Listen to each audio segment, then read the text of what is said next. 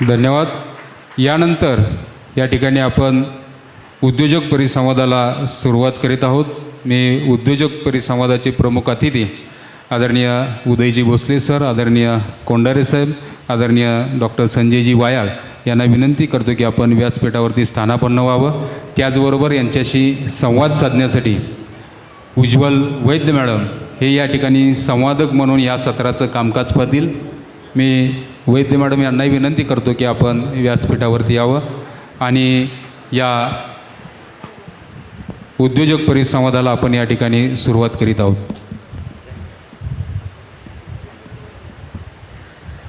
नमस्कार मंडळी. विश्वाची संकल्पना एका छोट्याशा विचारातून जन्माला घालणं ही काही सोपी गोष्ट नाही आणि आज आम्ही हे धाडस आपल्या साक्षीने या ठिकाणी करत आहोत. आत्ताच माननीय आमदार श्री बापूसाहेब यांनी जे आपल्याला सांगितलेलं आहे की लोकल टू ग्लोबल आणि ग्लोबल टू लोकल ही संकल्पना केवळ बोलण्यातून सांगण्यापेक्षा प्रत्यक्ष आपल्यासमोर अवतरली जावी यासाठी म्हणून मंचावर उपस्थित असलेल्या 3 मान्यवरांना आपण या ठिकाणी आमंत्रित केलेलं आहे. आज या ठिकाणी अनेक नवउद्योजक तरुण तरुणी उपस्थित आहेत. या तरुण तरुणींचे आईवडील या ठिकाणी उपस्थित आहेत आणि या उद्योजकीय परिसंवादाचा हेतूच हा आहे की आपण स्वतः याच्यातून प्रेरणा घ्यावी, आपल्या मुलांना याच्यातून प्रेरित करावं आणि कशा पद्धतीनं आपल्याला ग्लोबल टू लोकल आणि लोकल टू ग्लोबल हा प्रवास करता यावा याची प्रेरणा यामधून घेता यावी हा उद्देश आहे. लोकल टू ग्लोबल हे तुम्हाला समजलं असेल, परंतु ग्लोबल टू लोकल हा उलटा प्रवास कसा, तर यासाठी मी तुम्हाला सांगू इच्छिते की हे जे मान्यवर आहेत, जे मराठी व्यावसायिक आहेत, ज्यांनी जगभरामध्ये आपलं कर्तृत्व गाजवलेलं आहे, या ग्लोबल पातळीवरच्या मराठी उद्योजकांना आपल्या मायभूमीसाठी, तिच्या उद्धारासाठी, तिच्या आर्थिक विकासासाठी म्हणून आपल्याला ग्लोबलमधून त्यांना त्यांच्या लोकल मूळ मायभूमीकडे घेऊन यायचं आहे आणि म्हणून आमचं हे ब्रीदवाक्य लोकल टू ग्लोबल आणि ग्लोबल टू लोकल असं आहे. तर मी या उद्योजकीय परिसंवादामध्ये आपल्या 3ही मान्यवरांचं मनापासून स्वागत करते आणि माझ्या या परिसंवादाला मी सुरुवात करते. सर, सुरुवातीचा माझा प्रश्न आहे डॉक्टर संजय वायाळ सरांसाठी. सिंदखेड राजा या छोट्याशा गावातून आपला प्रवास सुरू झाला.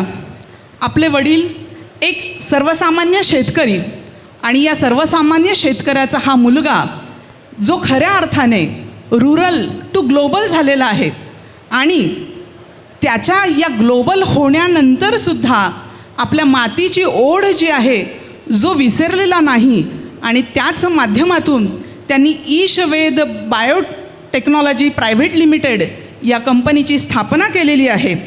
तर माझा सरांना असा प्रश्न आहे, सर, आपण एक सामान्य शेतकऱ्याचा मुलगा असून आपला हा रुरल टू ग्लोबल प्रवास कसा घडला आहे?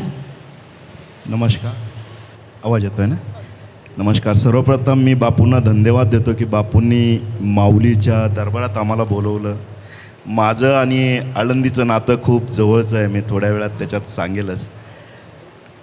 माझा जन्म जसं ताई तुम्ही विचारलं की सिंदखेड राजा जे माजीजाऊचं जन्मस्थान आहे त्या तालुक्यामध्ये एक निमगाव आहे, एक छोटंसं गाव आहे, 50 घरांचं गाव आहे, तिथं माझा जन्म झाला.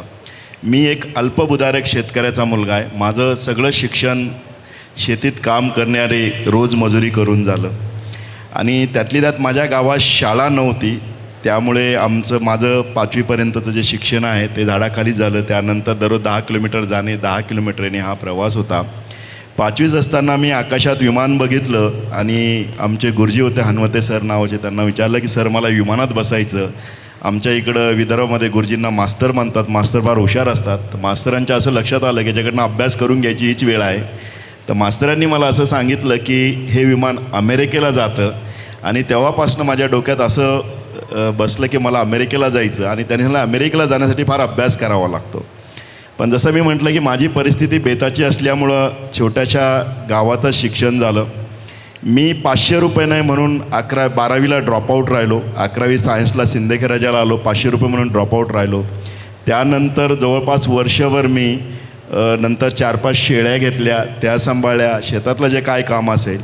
परत 12वीला गेलो आणि माझ्या असं लक्षात आलं की आता मला सायन्स घ्यायचं नाही, कारण सायन्स घेतलं की त्याला फीस असते आणि ट्युशन लावावं लागतं आणि ट्युशनला मला पैसे नाही म्हणून मी आर्ट्स केलं. आर्ट्स केल्यानंतर माझं असं लक्षात आलं की आता परदेशात जाणं खूप अवघड आहे, त्यासाठी इंग्रजी यावी लागते, म्हणून मी BA इंग्लिश लिटरेचर केलं. त्याच्यानंतर आणखी लक्षात आलं त्या काळामध्ये अमेरिकेला जाण्यासाठी फक्त डॉक्टर, सायंटिस्ट, इंजिनियर्स हे जाता, मला माझ्यासारख्या BA वाल्याला कोण न्यावं म्हणून मी पुण्यात येऊन MBA केलं. जसं मी तुम्हाला आळंदीचं माझं नातं सांगितलं, जेव्हा मी पुण्यात आलो फर्स्ट टाईम माझ्या आयुष्यात मी एवढ्या मोठ्या शहरात आलो. मला अजून आठवतं की मनपा म्हणजे जिथं आपल्या बसेस येतात तिथं मी आलो. एवढ्या बसेस बघून मी भारावून गेलो. एक मोठं पोतं डोक्यावरती सामान घेऊन इथं आलो. इथं आमच्या इथंच एक वायाळ महाराज इथं होते आणि ते आमच्या इकडे सप्ताह करायला यायचे. आणि माझ्या डोक्यात की पुण्यातला सगळ्यात मोठा माणूस असेल तर वायाळ महाराज असेल, तेव्हा लहानपणी असं. जेव्हा मी इथे आलो तर माझी जी दयनीय परिस्थिती त्यापेक्षा दुप्पट त्यांची दयनीय परिस्थिती. एक छोट्याशा रूममध्ये ते राहायचं. इथल्या प्रत्येक धर्मशाळेत मी जेवलेलो आहे सर, यातल्या प्रत्येक धर्मशाळेत मी जेवलो. इथलं खूप नातं आहे. एक वर्षभर मी इथे राहिलो आणि त्याच काळात आम्ही माऊलीच्या मंदिरामध्ये स्वकाम सेवा म्हणून डॉक्टर सारंग जोशी इथं होते. आम्ही दररोज मंदिरची साफसफाई करायचो. आणि मला हे इथं यासाठी नमूद करायचं आहे की बापू तुम्ही हा कार्यक्रम, मी नॅशनल इंटरनॅशनल स्टेजला गेलो, बरेच पारितोषिक भेटले, बरेच काम झाले या 10 वर्षामध्ये, जग फिरलो. पण सगळ्यात महत्त्वाचं वारकऱ्यांची जर तुमची मैत्री असेल तर तुम्हाला जगातलं कुठलंही यश संपादन करता येईल. तुम्ही वाम मार्गाला जाऊच शकत नाही. हे मी ठामपणे या एक उद्योजक म्हणून पण यावर सांगतो. हा प्रवास इथं थांबलाच नाही. MBA केल्यानंतर माझं लक्षात आलं की परदेशात जाण्यासाठी आपल्याला IT क्षेत्रात जावं. योगायोगाने मला बँगलोरला एक चांगला जॉब भेटला आणि तिथनं मग मी अमेरिकेत गेलो. आता 10-12 वर्ष परदेशात राहिलो, अमेरिकेत राहिलो, जर्मनीत राहिलो, पण माझं मन कमी रमलं नाही आहे. या मातीचं मी काहीतरी देणं लागतो, या जन्मभूमीसाठी मी काहीतरी करावं, कम्युनिकेटसाठी काही करावं, माझ्या मित्रांसाठी काय करावं. म्हणून 2013 साली असं ठरवलं की परदेशात यायचं आणि मग ईश्वत बायोटेकचं छोटंसं रोपटं मी लावलं. मी कला शाखेत शिकलेला विद्यार्थी आहे. सॉफ्टवेअर प्रोफेशनल म्हणून नोकरी केली जगातल्या सगळ्या टॉप कंपनीमध्ये आणि बायोटेक्नॉलॉजीमध्ये माझा धंदा आहे. म्हणजे कदाचित कोणाला जर व्यवसाय चालू करायचा असेल. बापू आणखी एक सांगतो, तुम्ही म्हटलं की लोकल टू ग्लोबल. मी जेव्हा भारतात आलो तर माझी संकल्पना होती रुरल टू ग्लोबल. तर आपण एका सेम पेजवरती आहोत. थँक्यू. धन्यवाद सर. शिक्षणाचं बंधन नाही, फक्त इच्छाशक्ती ही महत्त्वाची आहे. त्यामुळे ज्या क्षेत्रामध्ये काम करत आहेत त्याच्यातलं शिक्षण घेतलेलं नाही म्हणजे औपचारिकरित्या, आणि तरीसुद्धा त्या क्षेत्रामध्ये इतकी नामांकनं मिळालेली आहेत त्यांना की सरांना ग्रीन वॉरियर म्हणून संबोधलं जातं.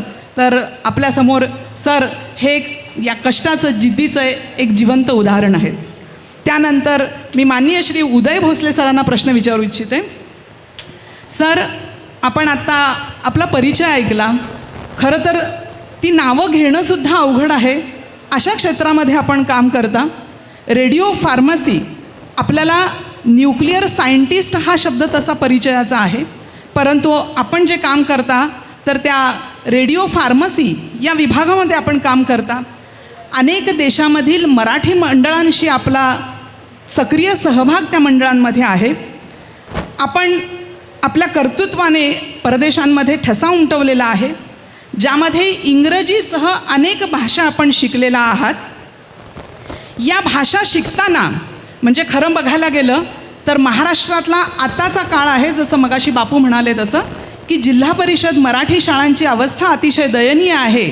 आणि आताची तरुण पिढी जी आहे तर ती सर्वसाधारणपणे तुम्ही त्यांचं बोलणं ऐकलं तर ते म्हणतात की मी महाराष्ट्रात बॉर्न झाली आहे पण मला मराठी स्पीकिंग जमत नाही. असं अंगलाळलेलं मराठी बोललं जातं आणि मराठी बोलण्याची लाज वाटते. सर, आताच्या या परिस्थितीमध्ये आपण देश विदेशामध्ये काम करूनसुद्धा मराठी भाषेचं आपलं नातं जे आहे तर अजूनही ते अतूट ठेवलेलं आहे. आपण एक उत्तम कवी आहात, चित्रकार आहात, आणि एक विशेष म्हणजे खेळाडूसुद्धा आहात. तर सर, मला आपल्याला प्रश्न विचारायचा आहे की महाराष्ट्रातला मराठी खेळाडू हा लोकल टू ग्लोबल होण्यासाठी म्हणून महाराष्ट्रीयन खेळाडूंना आपण काय संदेश द्याल? धन्यवाद. प्रथमतः मी बापूंचे आभार मानतो. तुम्ही जे औचित्य साधलेलं आहे महाराष्ट्र दिन आणि माऊलीचा 750वा जे जयंती आणि त्यावेळी विश्वमंगल फाउंडेशन, मराठी फाउंडेशनचं उद्घाटन करणं आणि तेही विवेकजींच्या हस्ते, आणि इतका सगळा मोठा समुदाय गोळा करून त्यांना प्रेरणा दिलेली आहे, याबद्दल तुमचे आणि तुमच्या टीमचे धन्यवाद. तुम्ही इथं जे लोक आणलेले आहेत, आता वाळ सरांचे मी आता त्यांनी जी माहिती सांगितली ही खरंच प्रेरणादायक आहे. म्हणजे याच्याकडून कुणीही प्रेरणा घेऊ शकतं, इन्क्लुडिंग मी सुद्धा प्रेरणा घेऊ शकतो. आणि त्यांनी ही जी तुम्हाला सांगितली गोष्ट की ते कला क्षेत्रातले पदवीधर आहेत, MBAमध्ये त्यांचं म्हणजे मॅनेजमेंटमध्ये त्यांचं सॉफ्टवेअर एरियामध्ये स्किल आहे, पण बायोटेक्नॉलॉजीमध्ये बिझनेस आहे. याचा अर्थ असा की तुम्हाला जर माहीत असेल तुम्हाला काय पाहिजे, तुम्हाला जर माहिती असेल तुम्हाला काय पाहिजे, तर ते तुम्हाला मिळेल. बऱ्याच वर्षापूर्वी मी जेव्हा UK गेलो आणि माझा जेव्हा पहिला जॉब सुरू झाला, तेव्हा माझा जो इंग्लिश बॉस होता तो ॲक्च्युली आयरिश बॉस होता, आयर्लंडचा होता, इंग्लिश नव्हता. तो मला म्हणायचा, people don't know what they want. आणि मी बुचकळ्यात पडलो. मी म्हटलं असं कसं शक्य आहे? Everybody knows what they want. सगळ्यांना माहीत आहे मग की मला काय पाहिजे. तो म्हणाला, no Uday, it's not the case, let me explain. आणि त्यांनी सांगितलं मला की if you know what you want you will get it. आणि वाया साहेबांच्याकडे जर तुम्ही बघितलं तर he wanted to fly to America. That's what he wanted and he truly wanted. That's where he went and achieved it. हा जो महत्त्वाचा जो मुद्दा आहे की ज्याच्यामधून आपण कुठून प्रेरणा घेतो, आपण आपल्या सभोवतालच्या जगामधून प्रेरणा घेतो. त्याच्यामध्ये काही आपले प्रेरणा बिंदू असतात. तर त्यांनी जे आपल्यावरती संस्कार घडवलेले असतात ते तुमच्याबरोबर शेवटपर्यंत राहतात. मी जरी मूळचा कोल्हापूरचा असलो तरी माझी जडणघडण बार्शीत झाली, तरी माझी जिद्द कोल्हापूरची आहे. पण मला जी शस्त्र मिळाली ती सगळी बार्शीनं दिली.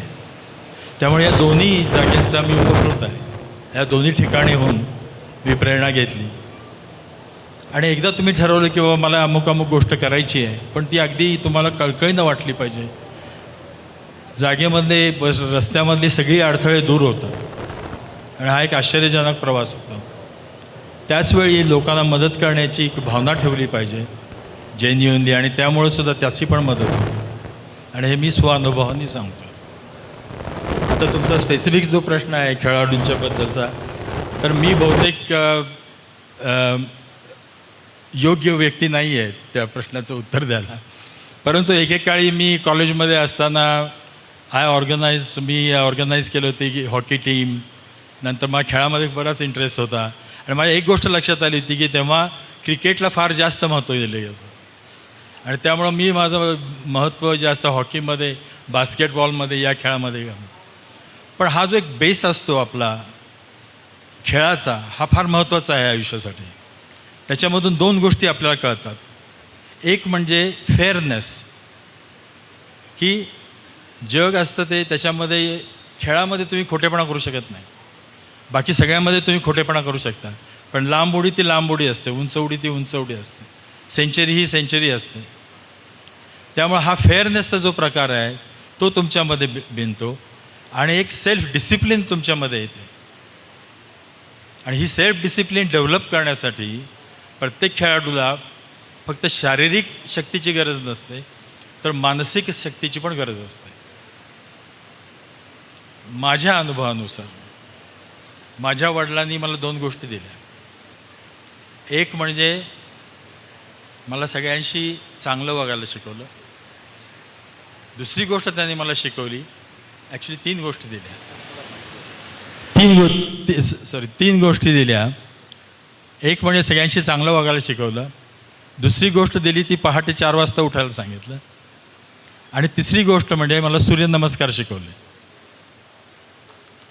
आणि हे जे सूर्यनमस्कार हा जो प्रकार आहे, हा जगातला सर्वात उत्तम अशा प्रकारचा व्यायाम आहे.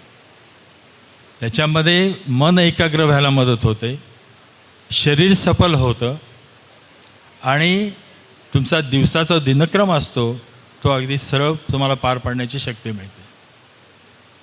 तर माझा खेळाडूंना असा सल्ला आहे, आता मी सध्या खेळाडू नाही आहे, मी एकेकाळी खेळत होतो, की तुम्ही आपल्या मुळाकडं जा.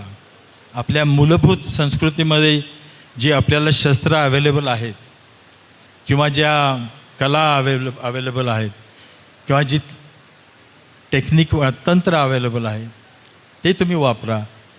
आणि सूर्यनमस्कार हा त्याचा गाभा असू दे. आणि हा गाभा तुम्हाला प्राथमिक शाळेमध्ये शिकवला गेला पाहिजे. आईबापांनी मुलांना शिकवला पाहिजे, बापांनी पण केला पाहिजे आणि सगळ्यात महत्त्वाची गोष्ट आईनी पण सूर्यनमस्कार केले पाहिजे. तरच त्या मुलांना आणि मुलींच्या लक्षात येईल की हा एक प्रकार आहे ज्याच्यामुळं आपलं आयुष्य सात्विक, सुलभ आणि यशस्वी होऊ शकेल. सर धन्यवाद. यानंतर प्रत्येक स्त्रीचा जिव्हाळ्याचा विषय सोनं, म्हणून मी या सोनेरी माणसाला प्रश्न विचारते. माननीय श्री आप्पासाहेब कोंढारे सर, एखाद्याच्या आयुष्यात सोन्यासारखी माणसं आली तर आयुष्याचं सोनं होतं असं म्हणतात, पण तुम्ही तर नुसती सोन्यासारखी माणसं जमवली नाहीत, तर दक्षिण आफ्रिका, दुबई यासारख्या परदेशात जाऊन स्वतःचं एक सुवर्ण साम्राज्य उभं केलेलं आहे.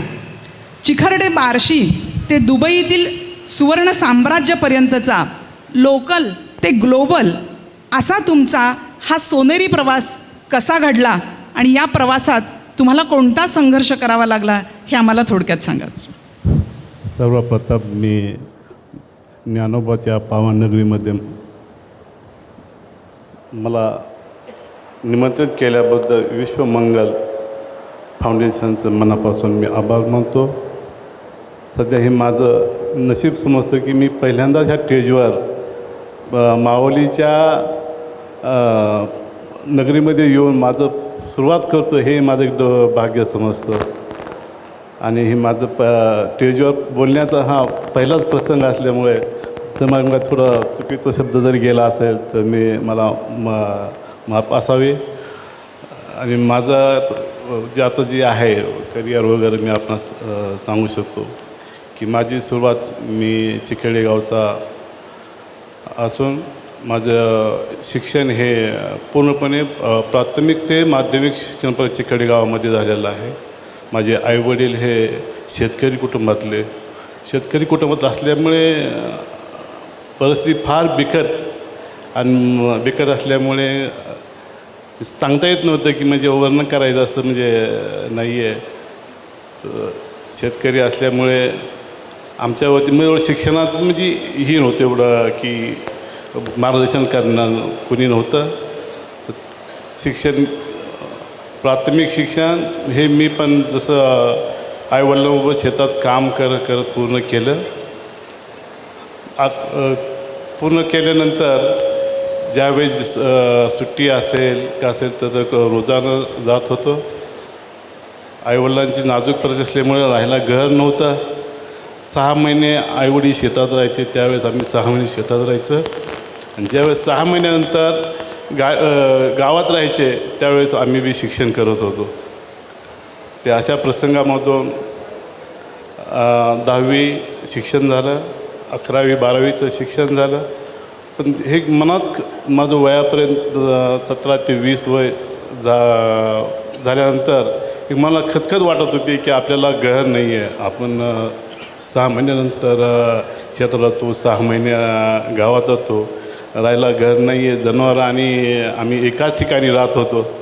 मग ते मेहनत करत असताना आईवडील फार मेहनत करत होते, पण ते शेतीत काय एवढं म्हणावं असं इन्कम म्हणजे उत्पन्न निघत नव्हतं. आणि माझी एक इच्छा होती की आपलं वय वर्ष 20 झालेलं आहे, तरी आपण आपलं साधं घर नाही आहे, 10 पत्र्याचं घर बांधू शकत नाही आहे. मग मी त्या 1 वर्ष 2 वर्ष शेतीमध्ये आईवडिलांसोबत काम केलं. आणि तरी पण काही 10 पत्र म्हणजे त्यावेळेस 1992-93मध्ये 150-200 पत्र एक असायचं. इच्छा होती की बाबा निदान आपण एक 10 पत्र्याचं म्हणलं तरी 2,500-3,000 हजाराचे पत्रे आणून एक घरावं असं. कारण त्यावेळेस काय होत होतं की उन्हाळ्या टायमाला वगैरे शेतात आम्ही राहत होतो, त्यामुळे कधी आपलं जरी गावात गोठा असेल तर उकांडा वगैरे असतात, त्यावेळेस आगी जास्त लागायच्या. मग आपल्याला वाटत होतं की अरे बाबा आपलं जी काय कधी 4-5 पोती ज्वारी वगैरे असेल तर ते पण जळून जाईल, हे चिंता असायची. कारण त्यावेळेस आता काय आगी लागत नाही, पण त्यावेळेस फार 40 वर्षापूर्वी उन्हाळ्यात असतील दिवस त्यावेळेस आगी लागायचं प्रमाण जास्त होत होतं. मग ते आपल्याला वाटत होतं की बाबा आपल्याला घर नाही आहे, आता किती दिवस असं राहायचं. मग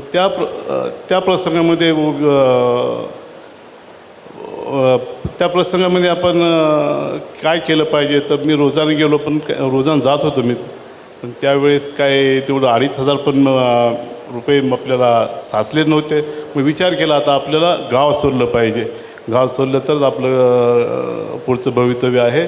मग मी विचार केला, माझं असंच शिक्षण म्हणजे काय असं एवढं मी शाळेत हुशार नव्हतो की कारण मार्गदर्शन कोणी करायला नव्हतं आणि घरची परिस्थिती तशी नव्हती. आईवडिलांना बी काय कळलं नव्हतं. जायचं म्हणून जायचं शाळेत, असं मी मध्यम असा विद्यार्थी होतो, असं काही नाही आहे. मग मी पास झालो शाळा म्हणजे शेती शाळा करत करत. 12वी झाल्यानंतर 1-1.5 वर्ष आईवडिलांच्या शेतीवर काम केलं, गाई वगैरे राखल्या, सगळं केलं. मग नाही मग आपल्याला घर करायचं म्हणल्यानंतर विचार केला आपल्याला आता जो कोणी मार्गदर्शन करणार नाही, आपल्या मुंबईला गेल्याशिवाय पर्याय नाही आहे. मुंबई जायचं तर राहायचं विषय फार कठीण होता, कोण कोणा ओळख देत नाही आहे, काय नाही आहे. मग जायचं कसं, कुठं राहायचं, नातेवाईक तर त्या लेवलचे आपले नाहीत, नातेवाईक सगळी आपली गावातलीच, जायचं कुठं आपल्याला. आणि असं कोणी आपल्याला सल्ला बी देत नव्हतं ना, आपण त्यावेळेस सल्ला बी द्यायला तर पाहिजे ना आपल्याला पण. मग एक दिवशी असंच न्यूजपेपरमध्ये जाहिरात आली होती. ती जाहिरात होती की अशी एक नामांकित कंपनीसाठी एक नोकर भरती आहे व ते सेल्समॅन आहेत, सिक्युरिटी आहे, शिपाई आहे. मग मी त्याच दिवशी ठरवलं की आपल्याला बाबा काय ह्या कंपनीत इंटरव्ह्यूला जायचं आणि ह्या कंपनीत जे काय काम मिळेल ते करायचं. मग त्या कंपनीत गेल्यानंतर मी पहिलीच माझ्या आयुष्यातली ती इंटरव्ह्यू गेलो. इंटरव्ह्यू दिल्यानंतर मी असं 12वीमध्ये 93ला नवीन शासनानं काढले होते कोर्सेस सेल्समनशिपचे वगैरे. मी असंच मळेगावमध्ये 6 महिने 10वी पास झालो, 6 महिन्यात मळेगावला केले 11वीनंतर. मग 12वीनंतर 11वीला एक किमान कौशल्य कोर्स निघाल्यानंतर परत शिफ्ट व्हायचं होतं. मग तेवढा 6 महिन्याचा पिरियड गेला. मग परत ते मळेगावून परत ॲडमिशन बार्शीला घेतलं आणि बार्शीला घेतल्यानंतर 6 महिन्याचा गॅप पडला आपल्याला तेवढं. त्या गॅपमध्ये तरी पण ती शेती करत होते. आणि त्यावेळेस वाईट वाटलं की बाबा आपल्याला म्हणजे ॲडमिशन घ्यायला कोणी मार्गदर्शन नाही. मग त्यावेळेस विचार केला बा ठीक आहे आपण ही जी आहे सेल्समॅनशिपचा कोर्स आहे आपण करूया. मग तो 11वी-12वी तसाच कोर्स केला. रोज बार्शी ते चिकर्डे सायकलवर येऊन जाऊन करतो. सकाळी 7 वाजता जायचं चिकर्ड्याहून, संध्याकाळी दुपारी 11 वाजता यायचं. 11 वाजतानंतर शेतात जायचं. पूर्णपणे आईवडिलांना परत हे केलं. म्हणजे एकूणच शेतीच हा मूळ धागा हो, हो. होता. आणि त्यातूनच मग नंतर आपण ठाण्यामध्ये गेलो. चिंतामणी ज्वेलर्स यांच्याकडे आधी सुरक्षा रक्षक म्हणून Yes, नोकरी yes. केली. परंतु सुरक्षा रक्षकाचा आता एक मोठा सोन्याचा होलसेलर उद्योजक. सुरक्षा रक्षकमध्ये माझी नियुक्ती झाल्यानंतर मी 3 महिन्यात तिथं सुरक्षा रक्षकची ड्युटी केल्यानंतर मला त्यावेळेस माहीत नव्हतं की बाबा माझं कारण 2,500 पगार होता ठरलेला. माझं म्हणजे टर्निंग पॉईंट सांगायचं राहिला की 2,500 पगार होता. आणि सुरक्षा रक्षक म्हणजे काय वॉचमॅन होता त्यावेळेस. वॉचमॅन म्हणजे त्या शिकायला बघ माहीतच नव्हतं ना वॉचमॅन काय असतं वगैरे ते. वॉचमॅन म्हणजे मी समजू सेमी पोलीसच आहे. मग ते आनंदाने नोकरी केली. 3 महिने मी जॉब केला म्हणजे सिक्युरिटीचा. त्या 3 महिन्यांमध्ये मला जिथं 2,500 पगार असायचा तिथं डे नाईट काम केलं मी तिथं. डे नाईट केलं की मला तेवढ्या 4 महिन्यामध्ये 4-5 महिने म्हणजे चालू व्हायच्या आधी 13,000 ते 14,000 महिने मला पगार मिळाला. 1 वर्ष मी सिक्युरिटीचं काम केलं. सिक्युरिटीचं काम करून त्यावेळेस मला एक 99,000 ते 1,00,000च्या आसपास मला पूर्णपणे सेविंग झाली. त्या सेविंगवरती मी पहिल्याच वर्षी मी गावाकडे ज्यावेळी 1 वर्षानं आलो त्यावेळेस मी माझं घर बांधायला काढलं. त्यावेळेस मी पूर्णपणे घर बांधलं. त्यावेळेस माझं स्वप्नातलं घर पूर्ण झालं. आणि तिथून मात्र मग माझं एक प्रत्येक काळ मला काम करण्याची आणि मेहनत करण्याची सवय होती. ती मी त्या प्रामाणिकपणावरती सिक्युरिटीपासून शिपायापासून पिऊन झालो. पिऊनपासून मेंटेनन्स केला. मेंटेनन्सपासून सेल्समन झालो. सेल्समनपासून कॅशियर झालो. कॅशियरपासून मॅनेजर झालो. मॅनेजरपासून ऑलविन मला एक त्या कंपनीमध्ये काम करायला मिळालं.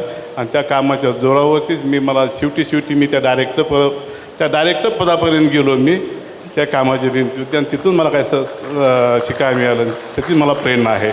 वा सर, शिक्षण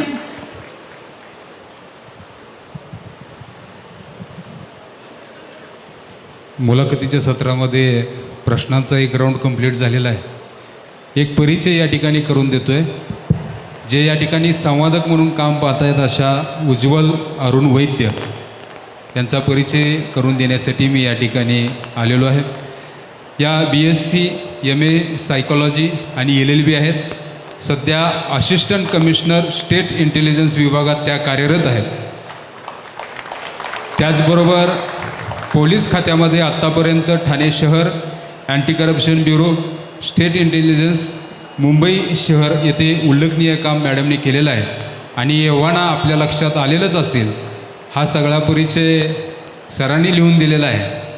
आणि एव्हाना आपल्या लक्षात आलंच असेल, मॅडमला त्यांच्या शालेय आणि कॉलेज जीवनामध्ये राज्यस्तरीय एकांकिका स्पर्धेमध्ये बेस्ट ॲक्ट्रेस म्हणून त्यांना पुरस्कार त्या ठिकाणी मिळाला होता. आपण टाळ्यांच्या गजरामध्ये या ठिकाणी मॅडमचं स्वागत करूया. धन्यवाद सर. अतिशय अनपेक्षित आहे हे सगळं. मी बापूंची लाडकी सोलापूरकर म्हणून या ठिकाणी आली आहे. माझी ओळख ही काय माझं या ठिकाणी मॅटर करत नाही. हरकत नाही सर, धन्यवाद. यानंतर मी माननीय डॉक्टर संजय वायर सरांना मी प्रश्न विचारू इच्छिते. सर, आपण पद्मश्री नामांकनासह अनेक आपल्याला राष्ट्रीय आंतरराष्ट्रीय पुरस्कार मिळालेले आहेत. बायोटेक्नॉलॉजीमधील या कामासाठी आपल्याला हे पुरस्कार मिळालेले आहेत. तर माझा प्रश्न असा आहे की या क्षेत्रामध्ये मराठी उद्योजकांना कोणत्या संधी उपलब्ध आहेत? खूप छान प्रश्न तुम्ही विचारला. माझं तर फर्स्ट मत असं आहे की कुठलाही धंदा चांगलाच असतो. फक्त तो धंदा व्यवसाय म्हणून करायचा असतो, ते महत्त्वाचं आहे. पण त्याचं तुम्ही बायोटेक्नॉलॉजी क्षेत्राविषयी विचारलं तर आमचंच एक यशस्वीचं उदाहरण घ्या. 2014 साली आम्ही 5 एम्प्लॉईपासून लावलेलं रोपटं आज डायरेक्टली इनडायरेक्टली 1,000 एम्प्लॉई माझ्या कंपनीमध्ये काम करतात. आणि त्यात सगळ्यात महत्त्वाचं तुम्हाला सांगायचं की बायोटेक्नॉलॉजी म्हटलं का असे मोठे मोठे शब्द आपल्यासमोर येतात, पण आमची जगातली एकमेव कंपनी तिथं 50% लोकांना लिहिता वाचता येत नाही. माझा उद्देश असा होता, जसं बापूंनी इथं लोकल ते ग्लोबल, तसा माझा रूरल ते ग्लोबल होता. आमच्या इथं 90% महिलाच काम करतात. रिझर्वेशनचा विषय म्हणून सांगतो. त्याचं कारणही असं होतं की माझी बहीण लहानपणी शिकली नाही, कारण आमच्या गावात शाळा नव्हती. 4थीपर्यंत शाळा होती, तिथंच ती थांबली. तर ही कुणकुण माझ्या आयुष्यभर राहत होती. जेव्हा मी परदेशात होतो आम्हाला ही फार पेन होत होतं की माझी बहीण शिकली नाही. म्हणून मी असं ठरवलं, जेव्हा ईश्वेद आम्हाला टाकायचं होतं तर आम्ही 3 गोष्टीवरती ब्रेनस्टॉर्मिंग केली की महिला सशक्तीकरण, महिलांसाठी रोजगार निर्मिती, शाश्वत शेती. शेतकऱ्याचा मुलगा असल्यामुळे शेती फार जवळून बघितली, शेतकऱ्यांची दुरावस्था बघितली. आणि तिसरं होतं की ग्रामीण भागामध्ये रोजगार निर्मिती होणं फार आवश्यक आहे. या दृष्टीने आम्ही सुरू केलं. आता तुम्हाला रिझर्वेशनचं जर सांगायचं झालं तर 90% महिलाच काम करतात. त्यापैकी 10% आमच्या इकडे विधवा महिलांना रिझर्वेशन आहे. 100पेक्षा जास्त विधवा महिला आमच्याकडे काम करतात. त्यानंतर तुम्ही जर बघितलं विदर्भ मराठवाडा जर डोळ्यासमोर आला तर शेतकरी आत्महत्या ही फार मोठी भेडसावत आहे. तर शेतकरी आत्महत्याग्रस्त कुटुंबातील सदस्यांना आम्ही 10% रिझर्वेशन आहे. फिजिकली चॅलेंज ज्या महिला आहेत त्यांना आम्ही 5% रिझर्वेशन ठेवलेलं आहे.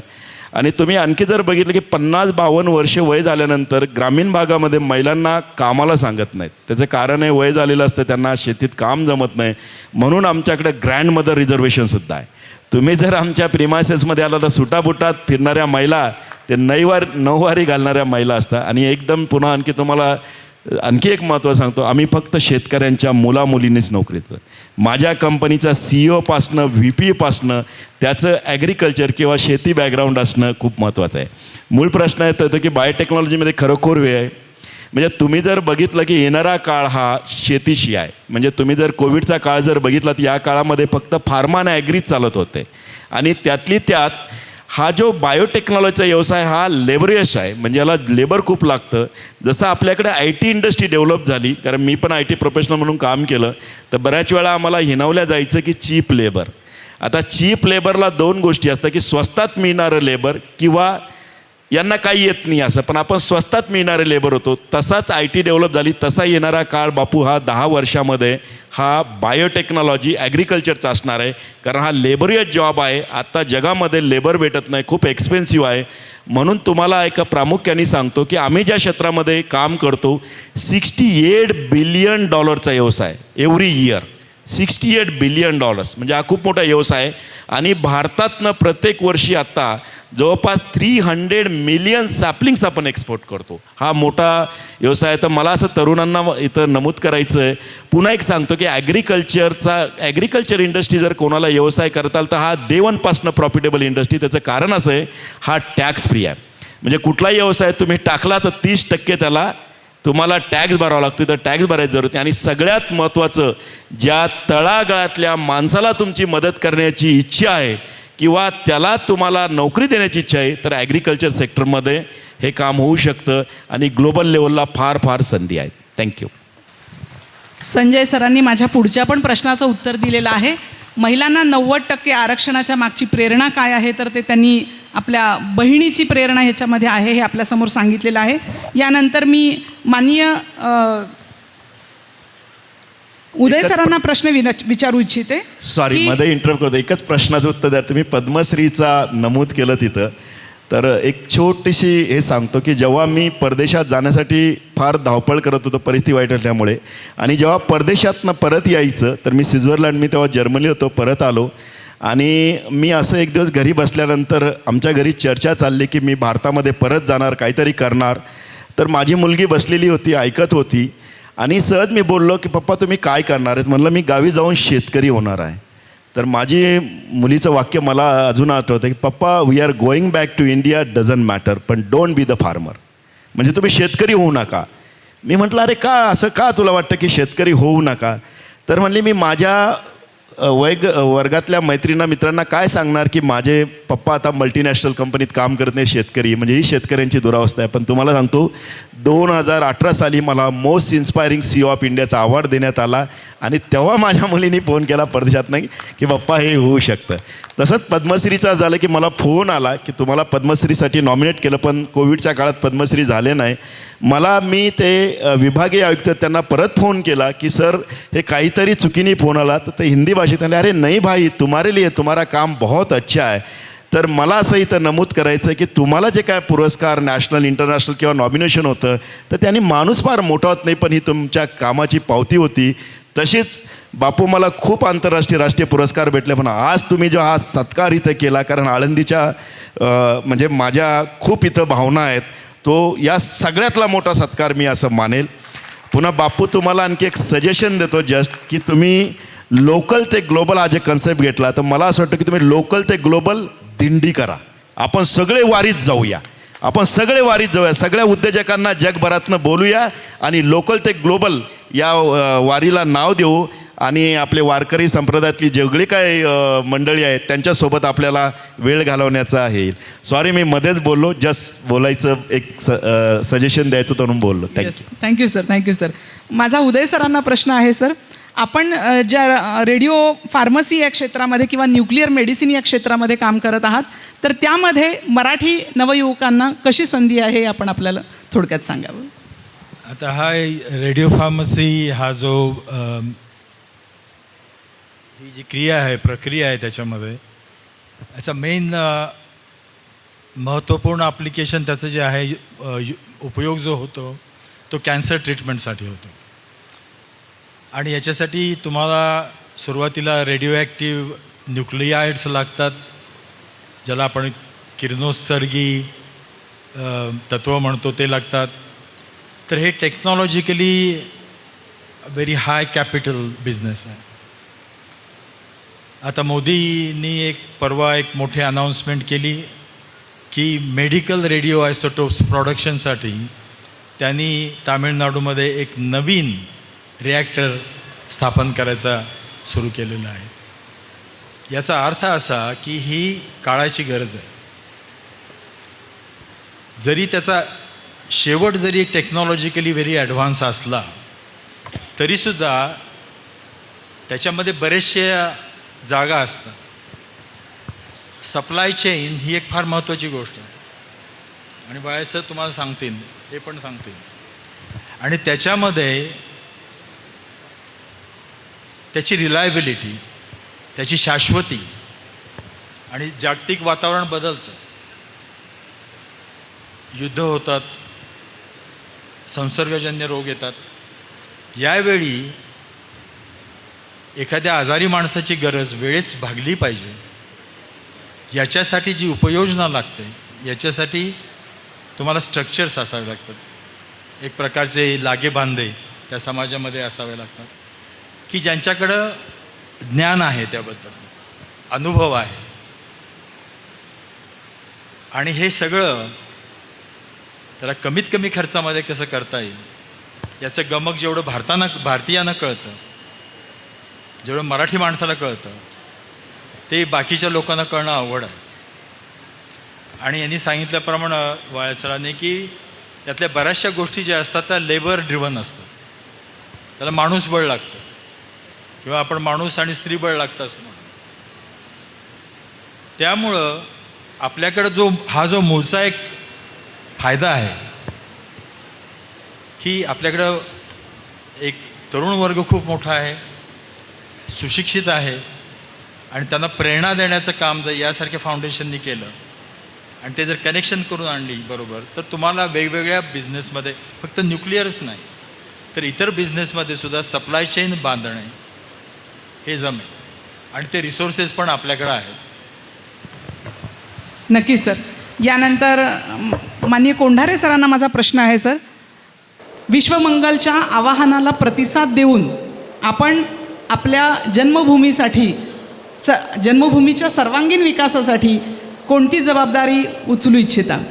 मॅडम, रात्री मीच बापूंनाच सांगितलं की बाबा आपलं ज्या जन्मभूमीत वाढलो आहे, ज्या जन्मभूमीत आपण वाढलो आहे त्या जन्मभूमीचं आपण एक दावेत तर लागतं आहे आपण करणं.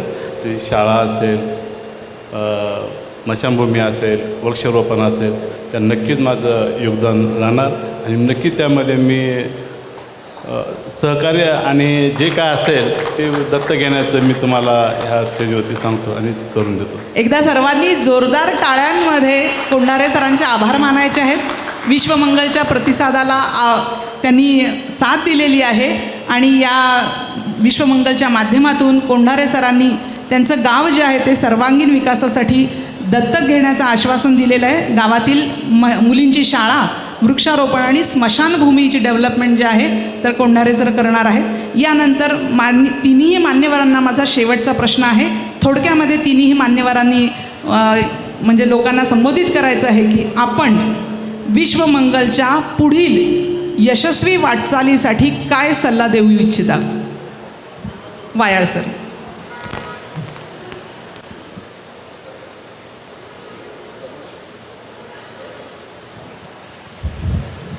कमर्शियल काम सोडून माझ्याकडे आणखी एक जबाबदारी गेल्या 7 वर्षापासून. मी मराठा उद्योजक कक्षाचा आंतरराष्ट्रीय अध्यक्ष आहे. त्यानिमित्ताने आम्ही 15, 16, 17 मे मोशीच्या आपल्या ग्राउंडवरती ग्लोबल एक्सपो करत आहे. 1,000पेक्षा जास्त स्टॉल आहे, 10 लाखापेक्षा तिथं जास्त उद्योजक येणार आहे. तर हे सगळ्यांना पहिलं निमंत्रण, तुम्ही या. तुमचा प्रश्न महत्त्वाचा, बापू आपके साथ में. तर बापू जी काय जबाबदारी देईल, मी माझ्या व्यवसायाच्या निमित्ताने ग्लोबली फिरत असतो आणि तसाही माझा जो आत्ता राहिलेलं म्हणजे मेरी रोजीरोटी का बोलते ना सवाल हो गया अभी. तर इंडस्ट्री बऱ्यापैकी मोठी झाली, स्ट्रक्चर झाली, तर आता येणारा मी पण असं ठरवलं की माझा येणारा काळ मी फक्त 3 गोष्टीसाठी देणार आहे. 5 करोड शेतकऱ्यांच्या जीवनामध्ये कळत न कळत मला बदल घडवायचा आहे. नंबर 1. 10,000 महिलांना जॉब कसा क्रिएट करता येईल माझ्या भागामध्ये, ते मला काम करायचं आहे. आणि 1,00,000 नवउद्योजक कसे घडवायचे त्या दृष्टीने मी काम करणार आहे. त्यामुळं बापू इथं मला जास्त सांगता येणार नाही, पण तुम्ही जी काय जबाबदारी द्याल ती मी प्रामुख्याने किंवा तिला मोर दॅन 100% देण्याचा प्रयत्न करेन आणि ती पूर्ण करण्याचा जरूर प्रयत्न करेन. धन्यवाद. उदय सर. आता सध्या जगामध्ये कॅन्सर हा रोगाचा प्रादुर्भाव खूप मोठ्याने होतो आहे आणि त्याच्यासाठी एक महत्त्वाचं जे सायन्स आहे ते आहे न्यूक्लिअर मेडिसिन. आणि न्यूक्लिअर मेडिसिनमध्ये रेडिओ ॲक्टिव्ह मटेरियल्स घेऊन पेशंटना ट्रीट करतात. आता जे मी तुम्हाला सांगितलं होतं प्रश्न ग्लोबल सप्लाय चेनचा, हा खराखुरा आहे. आता सध्या युरोपमध्ये मेडिकल रेडिओ आयसोटोपचं शॉर्टेज आहे. सध्या UAEमध्ये आणि GCC कंट्रीमध्ये त्यांचं शॉर्टेज आहे. तर याच्यासाठी एक रिॲक्टर बसवणं हा एक प्रकार असतो आणि दुसरा एक प्रकार असतो ज्याला म्हणतात सायक्लोट्रॉन्स. तर सध्या मी माझ्या कंपनीच्या तर्फे लंडन बेस असलेल्या महाराष्ट्रामध्ये अशा प्रकारचे सायक्लोट्रॉन बसावे आणि त्यामधून 2 गोष्टी अचीव करता येतील. एक तर आपण ही जी औद्योगिक गरज आहे आणि क्लिनिकल गरज आहे ती आपल्याला पुरवता येईल, परंतु त्याचबरोबर एक ट्रेंड मॅनपॉवर न्यूक्लिअर ॲप्लिकेशनशी ज्याच्यामध्ये दे कॅन कॉन्ट्रीब्यूट, कारण त्या मनुष्यबळाची सुद्धा कमी आहे आणि ती जगभर आहे. बऱ्याच वेळा लोक घाबरतात किंवा हे आमच्या इथे शिकून मग परदेशात जातील, गेली तरी हरकत नाहीत, आमच्याकडं नवीन मुलं आहेत. आणि हा कंटिन्युअस प्रोसेस करण्यासाठी शैक्षणिक संस्थेबरोबर संधान करून हे जे सायक्लोट्रॉन सेंटर्स आम्ही उभा करण्याचा प्रयत्न करतो आहे त्याच्यामधून मॅनपॉवर डेव्हलपमेंटचा एक मोठा प्रोजेक्ट आहे. आपण ऑलरेडी घोषित केलेलं आहे की विश्वमंगलला आपण साथ आम्ही जी दिली त्याला तुम्ही होकार दिलेला आहे. तर आम्ही विश्वमंगलच्या पूर्णपणे आणि कंटिन्यू त्यांच्या सोबत राहणार. एक आता अजून वायू देतो बस. ठीक आहे. तर 3ही मान्यवर एवढ्या लांबून परदेश आपल्या एवढ्या कमी वेळातल्या आवाहनाला प्रतिसाद देऊन या ठिकाणी आले. मी 3ही मान्यवरांचे मनापासून आभार मानते आणि त्यांना आम्ही भविष्यामध्ये विश्वमंगलच्या माध्यमातून अगदी हक्काने त्यांना नेहमी मार्गदर्शनासाठी आम्ही त्यांच्याकडे येऊ. त्यांनी आज शब्द दिलेलाच आहे की ते आपल्याला मार्गदर्शन करणार आहेत. तर मी आपल्या सर्वांच्या वतीने मी 3ही मान्यवरांचे आभार मानते. धन्यवाद सर.